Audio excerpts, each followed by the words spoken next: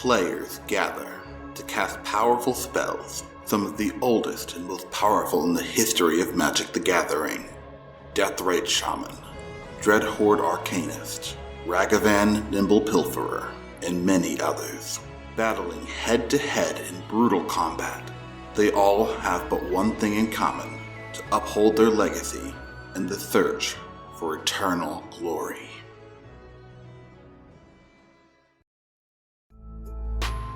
The Eternal Glory podcast is brought to you by BoshNRoll on YouTube, Thraben University, and theepicstorm.com.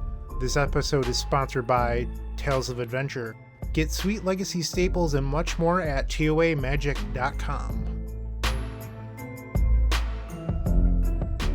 Welcome to episode 75 of the Eternal Glory podcast, The Eighth Deadly Sin, Netdecking. We've already recorded 30 minutes of introduction and banter for the week, available in our Patreon exclusive pre-show. Check out patreon.com/eternalglory to gain access. I'm Phil Gallagher, joined by... I'm Brian Coval, aka BoshNRoll. And I am Bryant Cook. All right, gentlemen, how we doing this morning? Because we're recording on a Sunday morning. I'm doing pretty good, and I'd like to shout out real quick new Patreon subscribers, Aiden, Steven, and Pink Hat Boy. What's up, Pink Hat Boy? I really hope that that's like a legal name and not a nickname. The parents are just like, Pink Hat Boy. Shout out to you all for joining the Patreon, and the rest of you who will join shortly after listening to this episode, I'm sure. Brian, you're old enough to remember this, but my very good friend Royce Walter used to wear a pink beanie to every single Magic event. I wonder if it's Royce's alt. Oh, could be, yeah. Or like Nisif's son. Yellow Hat gave birth to Pink Hat Boy. Love it. All right, before we start doing the Punnett squares to figure out the heredity lines here, why don't we go ahead and get into our Patreon submitted question of the week? And this is a good one. Quote, "Me and my roommate have been back and forth on the best colors to surround this new combo card. Hint, it's Displacer Kitten. We've discussed multiple ways to test and landed on two that we find suitable. The first of those involves printing proxy decks for the format and playing them against each other. The second involves renting the deck on MTGO and playing it in a few leagues. What are your thoughts and opinions on new archetype testing?" It's a very good question. And it's one that you'll probably get a lot of different answers to depending on who you ask. I think if you're looking for focused testing, and you two are welcome to disagree with me here, you and one other friend playing a variety of different decks against the deck that you're trying to play is really helpful. That said, I find that a lot of people aren't willing to play enough matches to gain anything meaningful out of it. They'll play like a couple pre-board and then a couple post-board, and they'll be like, okay, this deck's a dog, let's switch to the next. And I don't think that's actually super meaningful. I do prefer playing just tons of Moto Leagues myself, but I also realize that a lot of people don't value that testing as highly, but you get a better idea of your deck against a wide range of opponents and not a constant skill level from whoever your partner is. Yeah, I think that there's kind of two versions of this question too. It's like, we are trying to brew this new Displacer Kitten combo deck. We're trying to find a home for this brand new card versus I want to learn the Epic Storm. You know, like in a fully established deck with resources versus a brew that you are cooking up are going to have different processes. For a new brew, I would do two things. I would proxy up Izzet Delver, just find True North first, play 10 sets against Izzet Delver, focus on the post-board games. If you have a snowball's chance against Izzet Delver, that's the first bar to clear in this format. And then I would join Moto Leagues and just get that wide experience. And later down the road, if you settle on a list, but you're just having a problem with like green-white depths, then have a targeted set against green-white depths. I think they're both valuable. And as far as like tuning an important deck that you're planning on running in a Grand Prix or a PTQ or a showcase, like that level of testing, you should probably decide what your problems are. You should know what your problems are by now, by this point, and then target them. But if you're just doing something new, throwing it against the wall in Moto Leagues, just where you can play against Izzet Delver one round and then like Pox the next round, I think that really gives you the legacy experience, and you'll know quickly if it can hang or not. Poor Pox. We knock that deck all the time. I love Pox. Like, every time I say Pox, I just mean that it's a wild deck playing Magic differently than everyone else. Like, anyone who consumes my content knows perfectly well that right under, like, Sharkstill and Band Control, Pox is, like, my number 3 signature deck. Love it. I'm playing a league with 3 to 4 actual Pox sometime in the next week or two. I sent the Pox Discord a message. I'm like, hit me up with your lists. And they're like, Phil, you know this card is questionable, right? I'm like, I didn't ask if it was questionable. I just need the list. Yes. All right, but on question, I think testing new ideas, be it a single card you're testing or a new archetype testing in paper, is really important because you can intentionally manipulate your draws in a way you can't on Magic Online to test things out. So, for example, you can say, like, I want to test Displacer Kitten. I want to see what it's like if I always draw that card on turn 4. Like, is that card going to be a good card on turn 4? Or, you know, you can essentially, like, set up situations that you can't necessarily set up. Like, hey, if Delver has sideboard card, can I win through sideboard card? You can do pointed testing in a way that you can't on Magic Online because it, like, breaks the game engine. Yeah, that's a great point. And the ability to, while you're live playing, like, you make a decision on turn 4 that then on turn 6 you're losing because you made that decision. You could be like, oh, wait, let's roll that back to turn 4. Let me see if I went the other way, if this works out better. And of course you can't do that on Magic Online at all, period. It just is not supported to move your cards around outside of the game engine. And in leagues, it's sanctioned play, so obviously you can't do that. One pro to Magic Online here is that, let's say I am interested in testing Displacer Kitten. I can have Brian Coval behind my shoulder discussing plays with me that I couldn't do if we were playing in paper because I don't want my opponent to gain information. So there are pros and cons of both. I don't know if I love every game I'll draw exactly Displacer Kitten on turn 4 example, just because, like, it's a 4-mana card. If anything, I think you'd always want it to be in your opening hand to see what having a dead 4-mana card is like, rather than drawing the card at its ideal moment every time. I don't know how great that is, but I also don't have experience doing it, so I could be entirely wrong here. That's something I did a lot with singletons in Death and Taxes, because, like, you have, if you're playing a 60-card version, you might have 2 Recruiter of the Guards. Otherwise, in, like, a Yorian version, you have 4 Recruiter of the Guards to tutor them. And so, like, if you are just playtesting games with a random singleton in your deck, it's so hard to tell their impact. So a lot of times when I was testing things in paper, I would say, like, I'm going to intentionally draw this card on this turn to see how it performs in an average game. That's something that I did a lot. I think stress testing certain types of decks is worth doing as well. Like, an example like Displacer Kitten is probably going to be tucked into some control shell a lot of the time, and it doesn't matter if you combo turn 4 or turn 10 as long as you win at 1 life. But something like Oops All Spells, where it's like, okay, I've devised this degenerate turn 1 win deck. I'm going to play against a Goldfish who has Force of Will in their hand. Can I get through it? Then I'm going to play test against a Goldfish that has Force of Will and Surgical Extraction in their hand. Can I get through that? And, like, how hard do I have to mulligan? How far can I mulligan before the hand is non-functional? I can't beat any hate. Like, do I have to stop at 1 piece of interaction, or can a 5-card hand have 2 pieces? Like, that sort of stress testing of, like, a really glass cannon, I think, is worth doing in the testing where you can construct it yourself. What does a leyline game look like versus a Force of Will game? That sort of thing, I think, is a great way to use a human. You don't even need a human in the interest of Oops All Spells. Like, you could literally just be like, the Goldfish has these, but stress testing what a deck is capable of like that is a way that won't work on Magic Online. Another thing about this specific deck is that the loops are not fast on Magic Online. In paper, you just get to say, like, hey, I'm going to repeat this, and you just, like, draw your deck or whatever, and it, like, moves very quickly. But this deck kind of has, like, the Alurin Bomberman problem, where, like, it is a decent amount of clicks. I played against someone, it was, like, a very well-known legacy player, like a Matthew Vuk or someone of that nature playing Displacer Kitten, and he was just like, yeah, this is my first couple of games of this is going to be slow. And he ate, I don't know, probably literally 10 minutes of clock trying to, like, figure out all of his lines the first time in comboing. and not clicking through all of that is going to be a boon, especially in your early stages of testing.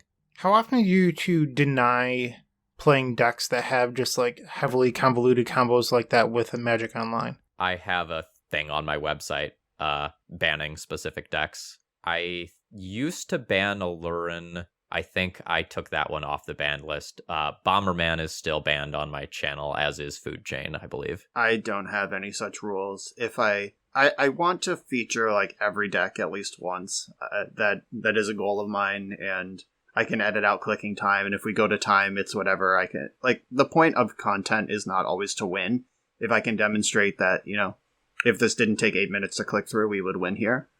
We can go on to the next round. I'm okay with that. If I get like 4 Bomberman submissions in a month, I'll probably decline the other 3 after the first one. But I don't mind clicking, and it's usually not all that bad. I played actual intentional 4 Horsemen recently. Like, I was given the option to do a workaround that isn't the actual banned version, and I was like, you know what, Magic Online is the only place you can play the 4 Horsemen as it's intended, so I'm gonna do it, make it work. And I don't mind the work. I also banned Jeskai Ascendancy on my channel after an absolute disaster of a league where it was very hard to combo off and the time stuff was just ridiculous. Oh, I just took on an Ascendancy this week.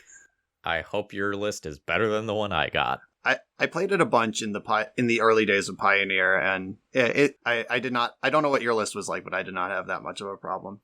But getting back to the point, where are you going to be playing this deck? I think matters a lot too. If you test against your friend in paper with your Displacer Kitten deck, and you just like, okay, I have the thing, game 2, where in paper, and you're like, wow, this deck beats everything, but then you didn't account for the 12 to 15 minutes of clicking you're going to have to do to actually draw your deck in Castellas's Oracle in Magic Online, and you show up to the showcase and time out every round, you're going to be sad about that. So kind of like, there is like psychology to practice how you're going to play, basically, where if like professional sports teams are going to be playing on the West Coast and they're an East Coast team, they start adjusting their sleep schedule and their play schedule as soon as they can. Like, they're playing in the middle of the night on the East Coast so they can fly over to the West Coast, and it's like the same time, but it's the afternoon there. I had a college professor, a psych professor, tell me that like, if you're gonna like aggressively caffeinate or use substances that are a little more illicit to stay awake and study, you better be on those substances when you sit down for the exam too, or it's not gonna, like, your brain's not gonna connect it the same way. And you will kind of get that friction if you do only paper testing and then try to play Moto. I don't think it goes the other way. Can you guys think of any reason why Moto testing wouldn't transfer into paper? Missing triggers is a big one. Right. Like, Magic Online does a lot of stuff for you. Like, if you know how to play tight and you know how to track your stuff, it's fine. But like, I've definitely heard stories of people like used to playing on Magic Online, and they're like, yeah, I was definitely sloppy for round 1. I tightened up after that. But yeah, Phil knows lots of Chalice players.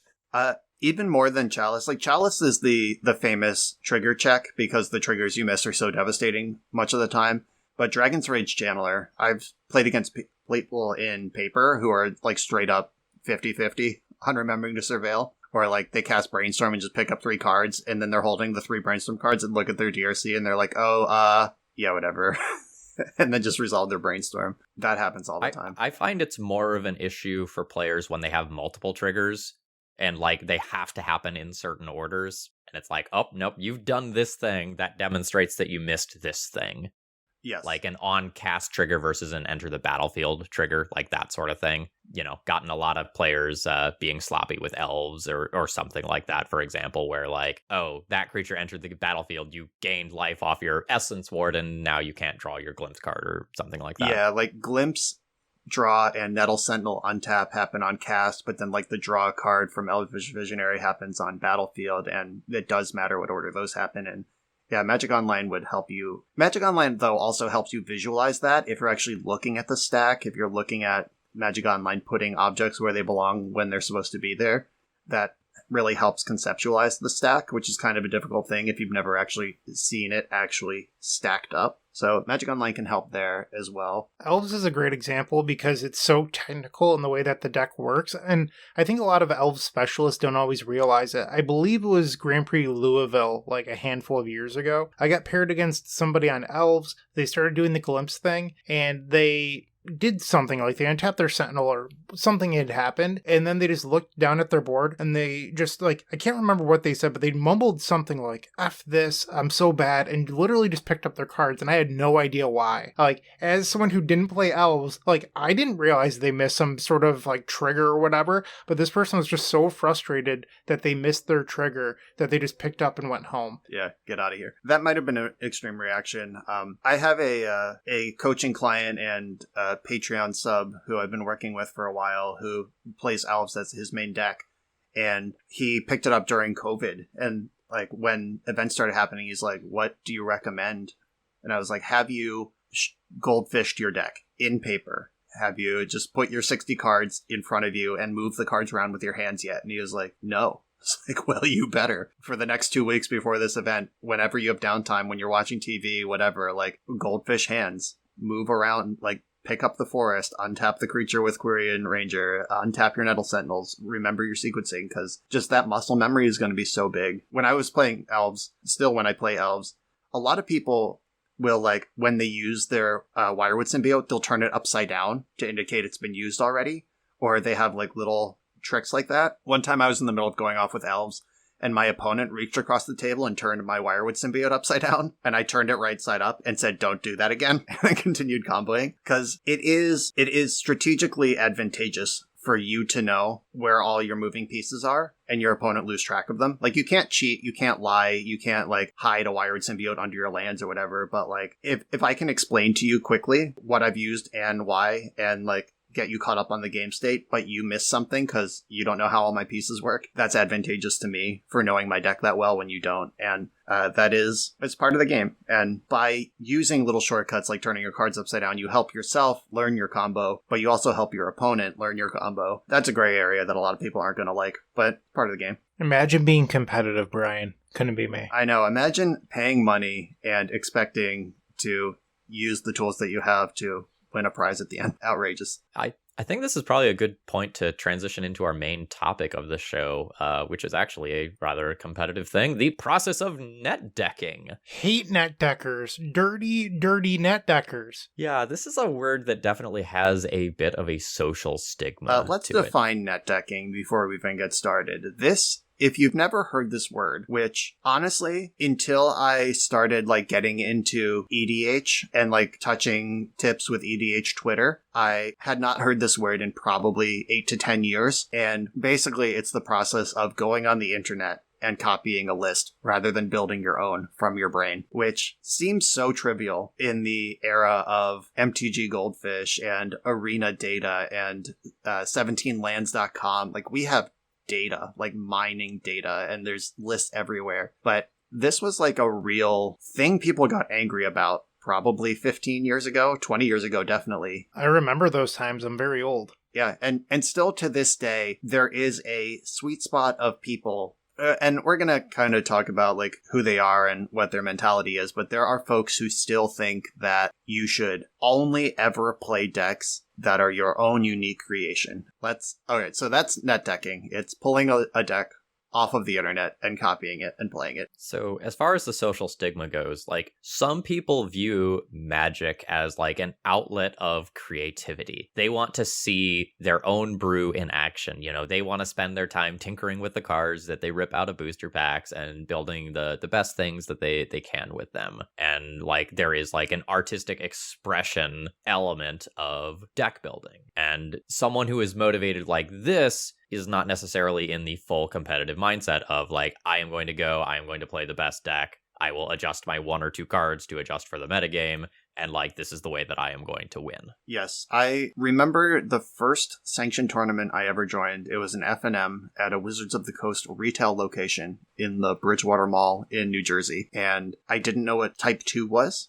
I just knew what Magic was. And I had a bunch of decks in my long box, and the only one that was even close to Type 2 legal at the time, which is now called Standard, by the way, was a 5-color Kavu tribal deck. And it was literally just the Kavus that I had pulled out of packs over my time opening packs, and the lands I had that might be able to cast them. There were probably 90 cards in this deck, maybe more, and I was just experiencing Magic through opening packs, and I noticed that, there's like a bunch of these type of creatures, and some of them care about each other, and there was like a lord or like whatever, and I put them together with the like uncommon cycle of like Coastal Tower and whatever, Yavimaya Palace from Invasion Block, and I had this deck. And my round 1 opponent had this hyper-focused blue-red control deck with Avatar of Fury, Avatar of Will, counter spells, burn spells, and I just was never in any game. And I remember just like being bewildered, like, wow, how did you get all these rares? And like, because at one point he had like 3 Avatar of Wills in play, and I was like, I've never even seen 3 of these in the same place. How did you get these?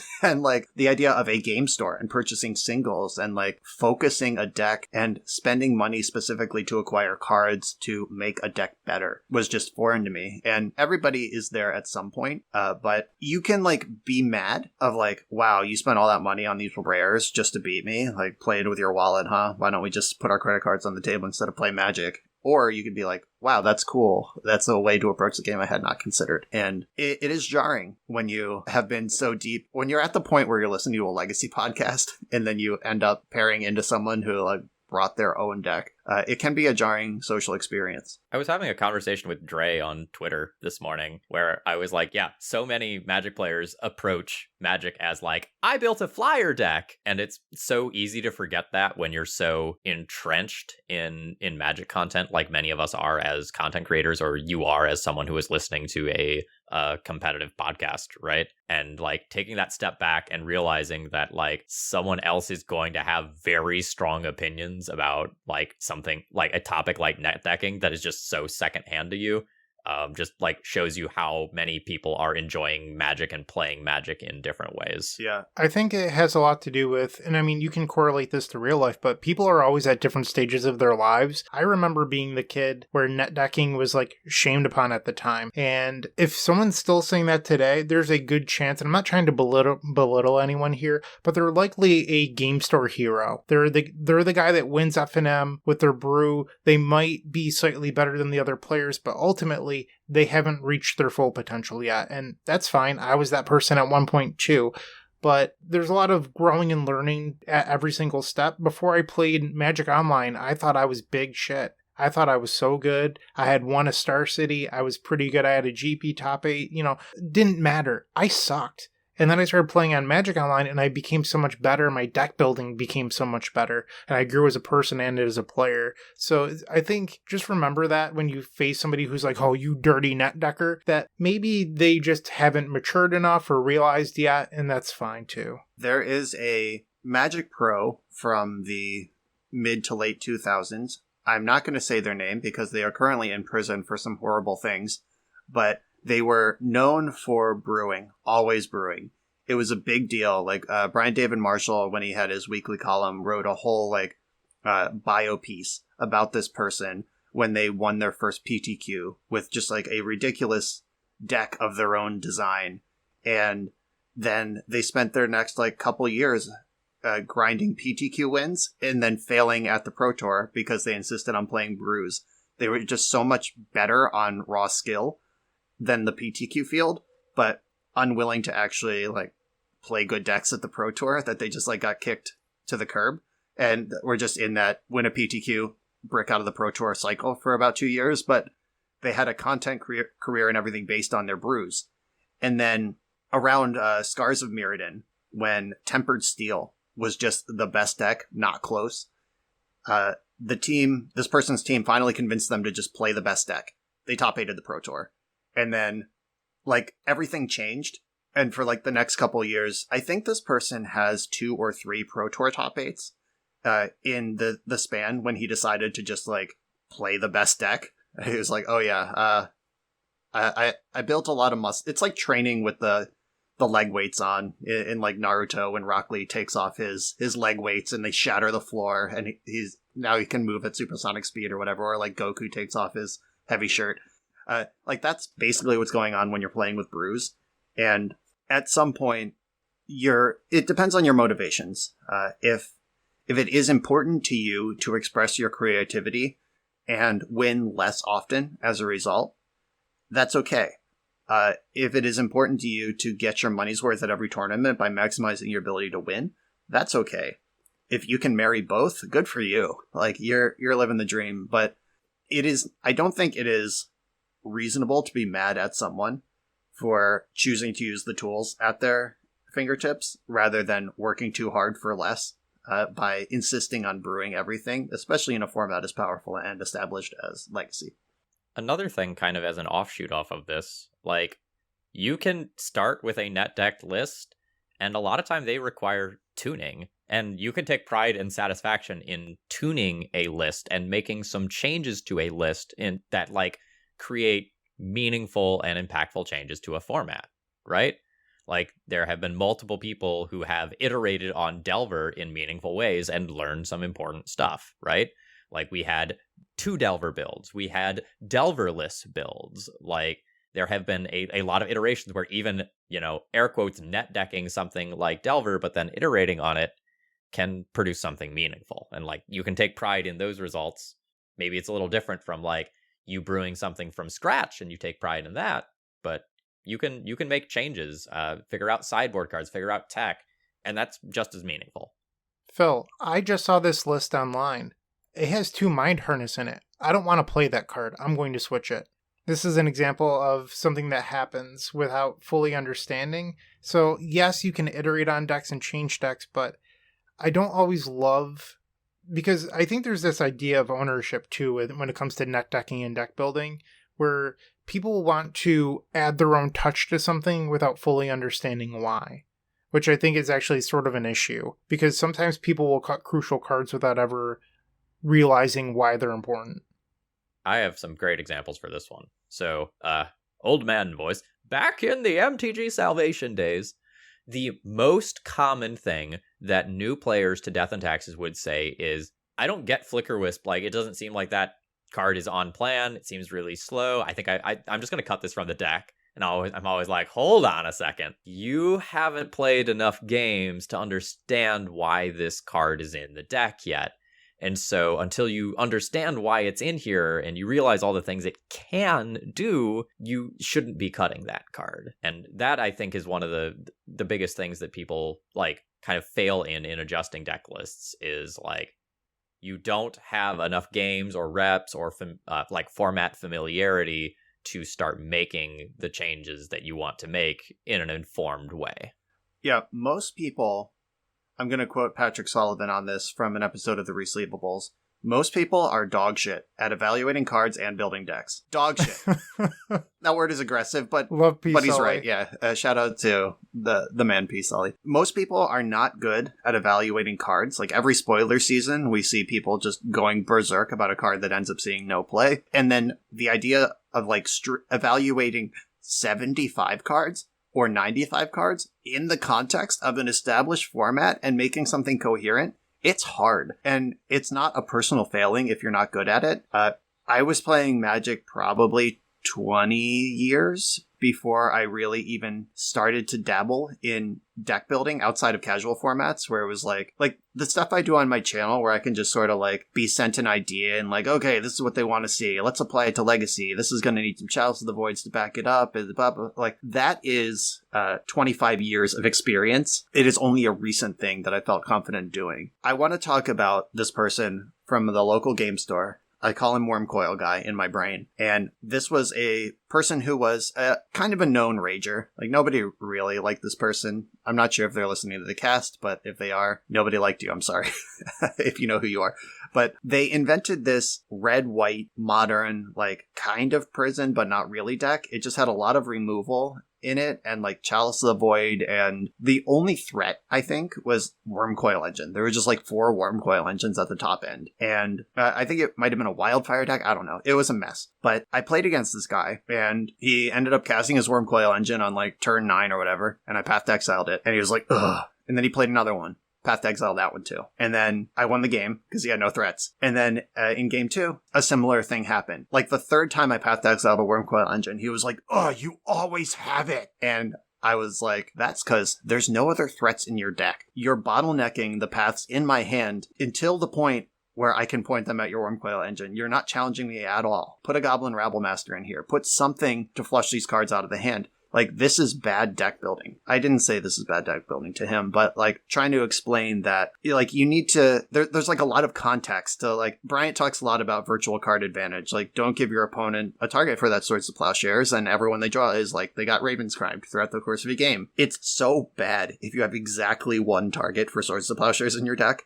because they're gonna have it. You've given them no opportunities to flush it out. They're gonna have it. 100% every single time. And like that's the sort of thing that a person can be mad at the Netdecking Path to Exile player, or they can understand why red-white Wormcoil as the only threat isn't an established deck in Modern already. There are lessons to be learned here if you choose to learn them, or you can be mad. And that's, I feel like I'm sliding into dangerous territory here, but it's something that we have talked about on the pod a little bit and like constantly comes up in Twitter discourse and stuff. Casual folks see tournament players as toxic because we, want to win. But in my experience, which obviously comes from the realm of a tournament player and is biased, I find casual folks to be generally more toxic because at least like the behavior of tournament players can be defined by the Magic tournament rules and the Infraction Procedure Guide and the comp rules of Magic the Gathering, and judges can enforce it.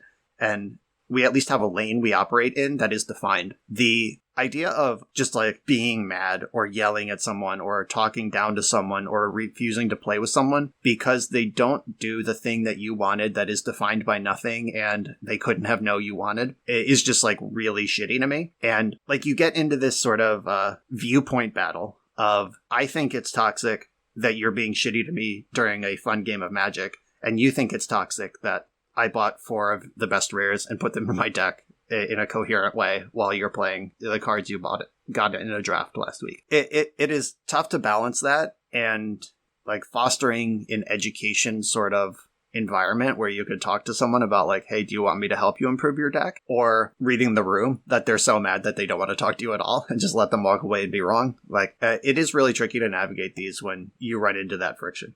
Giving a real life example of just like getting everyone on the same page. On Friday, I was a guest on Smoothbrain EDH. That video will be on their YouTube channel eventually whenever they're done editing. And rather than like have any sort of power level discussion ahead of time, they were just like, hey, Phil, send us your deck. We'll build to your power level. And that just like avoided me having to like have any awkward like, oh yeah, this deck's a 7 sort of situations where like we just didn't get on the same page in terms of power level. And like in that setting, that was perfect. But like if you are showing up to an event, let's call it a low stakes event like an FNM, the rules for what are acceptable at FNM has been, stated by, basic rules and tournament prize structure and all that stuff. But some people go there expecting one experience and sometimes get another experience. And when those things happen, like people will end up being unhappy, even if no like formal rules were broken. Wow, we just slid right out of net decking and deck building straight into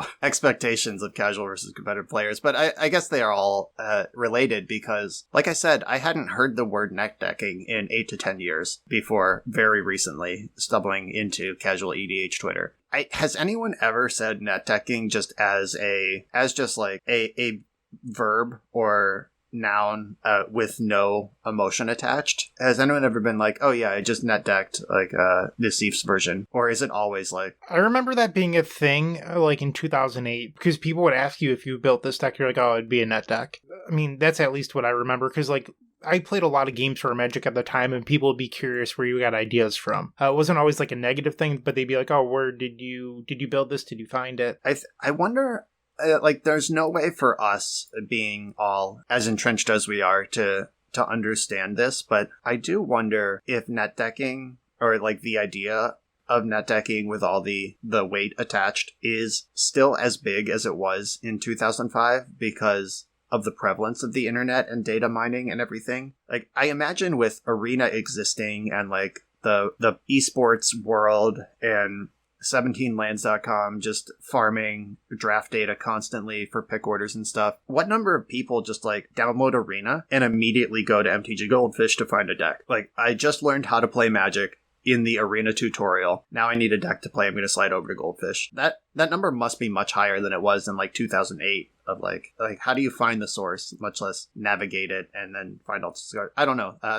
I have a real life example of this. A coworker of mine who's 2 levels in seniority above me broke his leg or something, and while recovering, decided to start playing mobile games, found Arena on his own, started playing Arena. Really liked the idea of black-white life drain. So whenever they would gain life, whenever they would lose life or gain life, your opponent would, I don't know, one way or another. Yeah, like the cleric stuff. Yeah. Yes, was fascinated by it. And he's like, oh, I have so many wild cards. I'm up to 40 rare wild cards. He's got like 50 mythics and, infinite amount of I'm like, are you buying sets? So he's like, oh no, this is all from grinding. I don't pay anything. So you know how much time he's putting into this if he's got 40 rare wild cards. It's a lot. And I was like, oh, wow. Okay. Have you looked into buying like a competitive deck yet? And he goes, what? I'm like, well, you've certainly been doing well with your life drain deck, but have you looked at like MTG Goldfish or whatever? And it like didn't even phase him that was a thing he could do. So I showed him Goldfish. He goes, oh wow, there's so many like 4-ofs in these decks. And because he was only playing with like the rares that he had opened, much like Brian had described. So you can get to 40 rare wildcards or whatever through grinding and putting in a lot of time, or you could probably win more by playing the Goldfish deck. But it completely blew his mind. He couldn't comprehend going to a website and just like picking up a deck list from someone who was just like brand new to Magic. All right. Yeah, that's good information. Yeah, that person like found Arena while their leg was broken. That's a way in. I wonder about the people who like are just an avid consumer of Twitch content and just like stumbled across the Magic Pro Tour one day being Arena streamed with like Cardboard Live or like whatever the stream object is that you could click on and the deck list pops up and like you get Marshall Sutcliffe and Louis Scott Vargas like, oh yeah, here's the Drown in the Loch. There's 4 of those in the deck and the mill strategy enables that. And like what's the entry look like for that person rather than the my leg's broken and I'm bored person? I would feel like that person that you just described is way more likely, because I feel like looking up deck lists is a part of streamer culture. So even if you didn't watch the Pro Tour where Marshall Sutcliffe and BDM are talking about 4-ofs or whatever, you've probably watched a stream where your favorite streamer has brought up Goldfish and been like, okay, my opponent's playing Teamer Delver. I'm going to look up Teamer Delver. I am going to go ahead and pivot us into the net decking is bad sometimes portion of the cast now. A lot of times when someone builds a deck and you see the published result, you don't necessarily understand what they were building that deck for. And a lot of times you might see that deck list a week after it came out. And if you are taking a deck list and you are just downloading it and playing it as is without giving it some thought, sometimes you're going to miss some stuff. And you might not understand that, hey, I'm playing Rest in Peace here because my local meta is full of these slow, graveyard-oriented lists. Whereas online, you might want to be playing something faster because there's lots of Oops or Reanimator or something. So sometimes just copying someone's list verbatim without understanding the context that list was made for is bad. And this is particularly important for something like a small metagame, like a Legacy Showcase Challenge, for example, where you know like a lot of the people that are going to be there, or maybe in particular for a Pro Tour,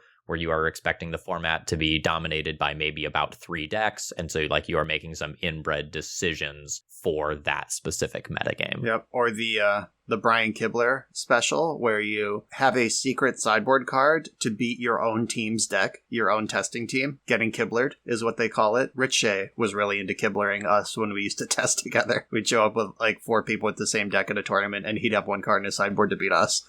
If you're not sure, like, oh, what's this weird card doing? Why does Kibler have this 2 of in the sideboard and the rest of the team doesn't? Like, you might not understand the context of that.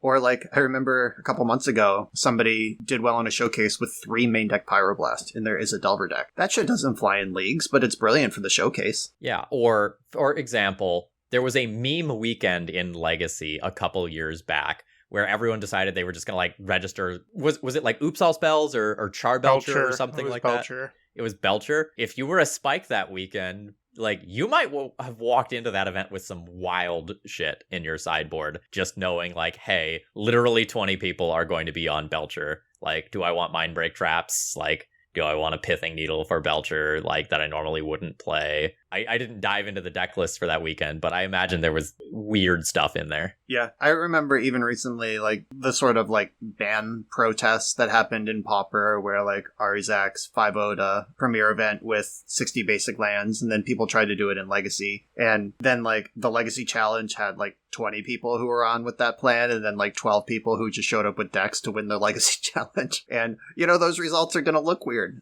Sometimes weird stuff happens.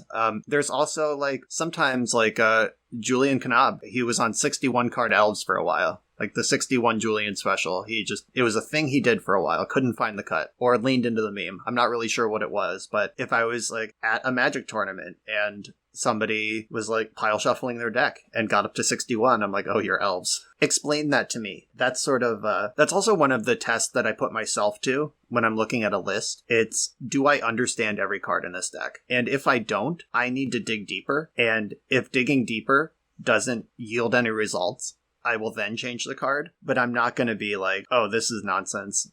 Mindbreak Trap isn't good, or I don't like Leyline. One Leyline of the Void is something that very recently I worked with. I played one Leyline of the Void in Dark Band in the sideboard. I had Pokemoki explain that to me. I was like, what are you doing here with one Leyline? This is a 0 or a 4 kind of card. And he was like, well, actually, with our endurances, and we are a black deck, so we can buy time to cast it, and then sometimes it's just in your opener, at which point it's better than Surgical Extraction, and I'm just like, wow, all of that makes sense. I'm going to play one Leyline of the Void in this deck. Sometimes having somebody who understands something better than you explain it to you fixes a situation that otherwise you would have messed up on. Yeah, I made a pretty egregious error in a video a couple of weeks back. It was when I first started playing Pioneer, and I had like literal 0 reps in with the format, like hardly knew what the cards did, was reading a lot of stuff as I went along, and I missed that one of the cards had a combo kill with Warlock's class. I think it's like the deck runs like a singleton, like Peer. Is it Peer into the Abyss? Can that one target your opponent? It can. Yeah, so I missed that if you have like a leveled up Warlock class and a Peer into the Abyss, it just killed the opponent. And in the deck tech, I was like, yeah, I don't really get what's going on with this card. I'm not going to take it out because I'm probably missing something, but this looks bad to me. And then, like, end of round 4, I'm like, oh, that's what it's here for. Okay, I get it now. Fun fact, Phil, twice in my life I've targeted my opponent with Peer into the Abyss on accident. Because you start narrating your plays, it's a black card you grab from your sideboard with Burning Wish, and without thinking, I just pointed at my opponent. And then my reaction is always the Home Alone face where I'm like, what have I done? Yeah, I was comboing off with a deck recently, and I was, like, narrating my lines, moving my hands around, like, went to untap a Grim Monolith, and I untapped a Mox Opal that was already untapped instead and fizzled my combo, and I was just like, okay, we're not going to get mad. We're just going to try to win next turn instead. I gave True Name Nemesis protection from myself once. That was great. I got away with it, though. My opponent never blocked it, never noticed, and eventually they cast a Supreme Verdict, and I was like, we dodged. I don't know if I've ever even checked. Then again, I'm not. Yeah, why would you? It's crazy. I don't know. Pithing Needle on Pithing Needle was one of my favorite, just streamer brain farts, that's though. A classic. To break the fourth wall here a little bit, we have a tuning versus brewing bullet here, and I don't know about you two, but I don't really consider myself a brewer. Like, I am someone who played a lot as a kid and was really interested in playing Storm Combo and other formats and decided to work on it in Legacy, but I never thought of myself as a brewer. I'm definitely someone who tunes a lot. How do you two view yourselves? I'm in the same boat. I consider myself a horrible deck builder, but a fantastic tuner. For example, right now, I have a donation to play with a Prosbloom deck list, and, like, that's a deck that I've never seen in action. It was just like before my time as a Magic player. I know nothing about it. And someone's like, yeah, update that for 2022. And I was just like, I don't know that I can do this. And then I got a couple of starting deck lists from people. And it's like, okay, now that I have something that I can start to work with, I can see how the pieces move. I'm very bad at square 0 and pretty darn good at like tuning once I have an established starting point. Yeah, once again, it depends on our goals, going back to that part of the conversation. If somebody, like, just wants to see Resplendent Angel win a match in Legacy, I can probably build a shell that'll make that happen. Like, I'll get 1 out of 5 in a league. There's enough powerful Legacy cards I can put around this thing and make it happen. As far as, like, actually inventing a new archetype, like Bryant, all the work you've done over the decades for the Epic Storm, like that's monumental and now part of Legacy. And Tony Scapone just top-aided the Leaving a Legacy Open yesterday with the Epic Gamble, which is a thing of his design, based on the work of others, but extremely unique in its execution. Like there are people out there really brewing decks that can win, but once you brew, then it's a nonstop tuning exercise, right? Where does brewing end and tuning start? Like, is it the first top 8 of an archetype? Now we're just tuning? There's kind of a line at some point where I definitely consider myself a tuner, though, to answer the question like this. I won a tournament yesterday with Pokemoki's Yorion Cat combo deck with Displacer Kitten. I played it on the channel, the list he sent me. With 95 cards, it's a Yorion deck. There's some really inspired choices in the list that I would not have thought of on my own. There's one Animate Dead in the list. There's one Solitude in the Recruiter of the Guard package. There's 2 Recruiters of the Guard. Like, that's somehow the perfect number in an 80-card deck. There's 2 days in this 80-card deck. I wouldn't have come to any of those numbers. Pokemoki is an actual, excellent deck builder. But once that deck was in my hands, I was like, we can win immediately if we add a Mox Amber and a Thassa's Oracle. Like, his early drafts were just trying to, put Mentor into play and pass the turn with a handful of counterspells. And I was like, no, we can actually just win with a 2-card package. I added that. Then after playing the deck, his list had a Scrubland, didn't have a Mystic Sanctuary. I cut Scrubland for Mystic Sanctuary, moved the fetches around so Mystic Sanctuary made more sense. And I think that improved the deck. Those sort of I changed 4 cards out of his 95 and they all made the deck better, but I would not have had anything to work with without a true deck builder to hand me the first draft. Moving the conversation in a slightly different direction, just because a deck list gets posted does not mean that it is optimal. Amen. Preach. Take something like a Yorion deck list, for example. How confident can you ever be in the singletons in your Yorion deck list? At what point can you say, this is it, this is exactly what I need for all circumstances, I'm very sure of it? If you're playing a tight 60-card deck list with a whole bunch of 4-ofs, you might be really confident that, you've nailed the deck list. And in the, Yorion decks where, you can have just completely different styles of games depending on what you draw in particular, it is so hard to say with confidence that you've nailed it. And, Saga versus non-Saga Death and Taxes is a great example of that, where people were, pretty fired up on both sides of the equation that they were just right that their build was better, and it's so hard to tell because those games play out so differently. Yeah, and even the context of those 1-ups, I played a couple events with Yorion Money Pile in Modern, and that's a 4 Eladamri's Call deck. So, if you put 1 Magus of the Moon and 1 Titania Protector of Argoth in your deck, you have 4 bullets to find them when they're appropriate, and you're unlikely to draw them when they're not. That's cool. And you've clearly maxed out on that tutor package because you're playing 4 of your tutor. But this Yorion Cat deck that I was just talking about has 2 Recruiter of the Guards. What confidence level are we at where we have 3 1-of bullets to tutor with our 2 Recruiter of the Guards? Death and Taxes at least plays a large number of recruiters to find its bullets, and most of its bullets aren't 1-ofs either. There's Sanctum Prelate and maybe a Ethersworn Canonist. There's a couple 1-ofs in the deck to be tutored for, but in general, you just want more of all your good cards. And yeah, that level of confidence in an 80-card deck that's not even maxing out on tutors it's all fake. On a side note, Brian, that whole Eladamri's Call Megas package, fuck that. I lose to it all the time and I hate it. I just want to make that known. Get wrecked, nerd. Neo4 mana base is terrible and I've tried to fix it and I can't. Yeah, the 1-of Magus of the Moon in the 80-card Yorion deck with the 4 Eladamri's Calls has bailed me out of so many situations. I also played a deck recently. It had 4 Eladamri's Call and 4 Finale of Devastation. So you could just always have whatever 1-of you want and beat Tron with a main deck Magus of the Moon, fun of 1-of, that with 8 ways to find it. It's pretty great. Kind of extending this argument a little bit more for the CEDH folks out there, now you are dealing with a 100 card deck list that introduces even more variants, and to what extent are you confident that those cards are correct? I started looking at some of the CEDH primers, and I went in there with a lot of questions. I obviously don't know a lot of the format, being very new to it, but I sat down, looked at the mana base for the deck I was playing, and I went oh, a third of these don't produce green mana for turn 1, and I'm a deck that wants to be playing like my Arbor Elves and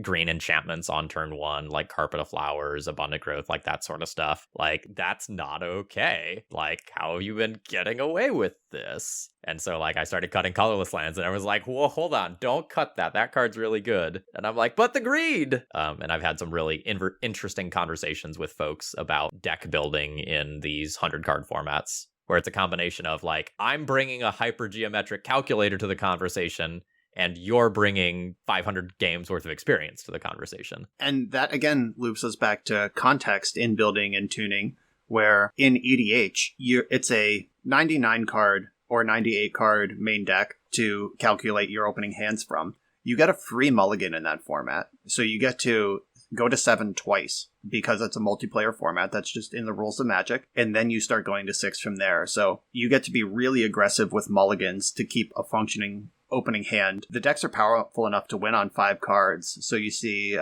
28 cards before you have to settle on 5 of them, and they might just win the game on the spot. That's a thing that we don't get to do in 60-card formats. Also, the deck building sensibilities in singleton formats, where it's frequently not about having the best thing, it's about having more of the thing. I don't really want to play an offer you can't refuse as a counterspell. I don't want to give my opponent mana, but at some point, Spell Pierce, Swansong, Flusterstorm, Miscast, Dispel, you just run out of ones that don't give your opponent a resource that they can use easily. And if you just need another 1-mana counterspell, that's the next one on the list. And deck building is just very different with those different incentives. All right. Do we have any kind of final thoughts on Netdecking here, for the good or the bad? I just want to make one more. It was that a lot of the times, if you are excited about something, like if you think in your head you just broke something, you probably didn't. And make sure to reread all of the cards involved in whatever interaction it is you think you broke. Make sure you understand the rules around that interaction, that it actually does what you think it does. This is not to disparage any individual person and your own intelligence, you're all smart, but there are tens of thousands of smart people looking at all the same cards you are. And if you've never heard of something 3 months after the set came out, it is more likely it doesn't do what you think it does than that everybody missed it. And sometimes it happens. Run it by some people you trust and be like, does this work how I think it does? Does this fit? Because every single time I get an excited message where it's like, you got to play my deck on the channel. I broke it. Like, this is fundamentally different. And here it is. My response to that 9 times out of 10 is just like, okay, one of us doesn't understand what your engine does. Can you explain it to me? And then the response is always, oh, oops, it's me. I misread this. Really cracking an established format in the Arena, Moto, Data era probably isn't going to happen, and that's okay, but just really check into that. I had to, in my judging days, I had to inform a poor player once that their Oracle of Moldiah, you may play lands off the top of your deck. They didn't realize that was still subject to the 1 land per turn rule, and they had built an entire deck full of 4 Oracle of Moldiahs, some large number of mountains, and 4 Valakuts. And their plan was to mulligan for Oracle, resolve it, and win on the spot. And they had registered this deck and were sitting down in round 1 of an actual, I don't remember if it was like a 5K or a PTQ, but it was at the Philadelphia Convention Center. It was a large event, and they showed up just confident in this thing that is completely non-functional. Run that by some people. Someone else would have found that, I promise. Yeah, I can absolutely confirm this is someone else who does donation deck lists. A lot of times I will get a sweet deck list. I'll sit down, I'll look at it, and then I'll send someone an email and be like, hey, why is this here? And they're like, oh, it combos with this. Actually, here's how this ruling works. And just referring back to something we've said lots of times, knowledge is power when it comes to Magic. The better you know the rules, the better you can brew, the better you can understand these fringe interactions. Yep. And we've all been there. The correct response to that is, oh, whoops, my bad. It is not to get mad. That's a therapy thing. Go to therapy, folks. It helps. But opportunities to learn are gifts. They're not opportunities to be wrong. They're opportunities to learn. I started giving out something on my channel called the Thomas Edison Award of we learned this doesn't work. And I found that to be a fun way to spin decks that are complete trash and that I'll never use again. But it's an opportunity to learn. If you think of it that way, you should always be moving towards more knowledge, higher enlightenment, more understanding, and net decking, for better or worse, is a shortcut to acquiring knowledge. You don't have to figure out Channel Fireball by yourself. Lots of people have already done it. So use the resources at your disposal, and you will be better at Magic for it. That sounds like an awesome soundbite to end the episode on. Thank you, folks, for listening, and we'll be back again in 2 weeks.